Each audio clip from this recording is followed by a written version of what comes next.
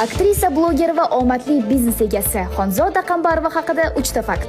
Bloger Xanna taxallusi bilan mashhur bo'lgan Xonzoda 1999-yil 12-martda tug'ilgan. Uning 3 nafar shirindan chakar qizlari bor. Birinchisi Safiya, ikkinchisi Samina va uchinchisi Aslzoda. Yaqinda ijtimoiy tarmoqlar diqqat markazida bo'lgan aktrisa hozirda turmush o'rtog'i bilan birga yashamaydi.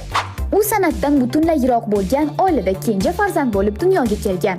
Uning opasi va akasi bor. 7 yoshidan boshlab sut, qatiq sotgan, mustaqil pul topishni boshlagan Xanna aktrisa bo'lgunga qadar shirinlik, xo'jalik sovuni va kiyim-kechak ham sotib ko'rgani haqida o'z intervyularida aytib o'tgan. Xonzoda Qambarova 2014-yili Men yolg'onchiman nomli filmda suratga tushgan. Bu hayotida tub burilish yasagan. Keyin esa 2012-yili Zarina Nizomiddinova bilan Saodat serialida suratga tushib, 1 million so'm gonorar olgan.